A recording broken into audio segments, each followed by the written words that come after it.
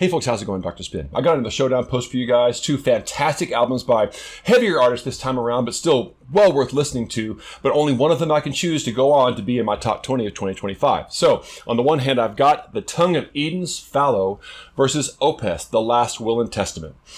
Tongue of Eden is a Dallas-Fort Worth-based group, Denton actually specifically, a duo, and they have a really interesting take on mixing synthwave music with extreme metal. I don't know that I've ever heard a group quite do it the way that these guys do it. And it's really interesting balance because for me, always non-pitched vocals aren't necessarily a deal breaker for me, but I always have to have something else to latch onto. And what Fallow does so well is really to show these 2 layers. I mean, look at the album cover. It's a mix between like this dark dungeon of a castle and then like the synthwave grid. That perfectly encapsulates their style. And they also have a performance aspect I think that's really interesting. They engage in a little bit of anonymity in the likes of like things like Sleep Token and Ghost. Not exactly the same way, but they play with that, and I think it's a really, really great take. And there's a lot of things about the concept of this group that I love.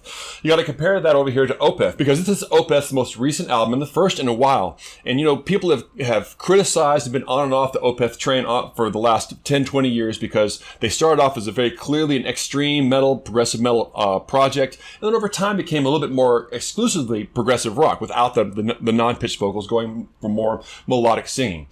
This album mixes those 2 things, and they kind of encapsulate the breadth of their career in a concept album that I think is really, really unique in the way that it approaches usual death metal topics. It's sort of this story about this family that gets together to listen to the reading of their patriarch's last will, and all these kind of interesting side stories and plot lines come out. It does have a linearity to it, which makes it almost seem like a rock opera, but its presentation is a little more conceptual. Very interesting. So between these 2, what do you choose? Well, I really do think that Fallow is an innovative album that I have not heard done exactly the same way before, but it's very, very difficult to compete with the raw musicality that you're going to catch in this Opeth album. Despite being super heavy, it's incredibly, incredibly well arranged, both in terms of the musicality and the melodicism, juxtaposed with like the more crushing and death metal aspects of this. The growled vocals, of course, returning very, very famously on this album. I would almost equate this as being their Metropolis Part 2, which is like such a defining point in Dream Theater's catalog that I can't even listen to the rest of their catalog because it was so well done.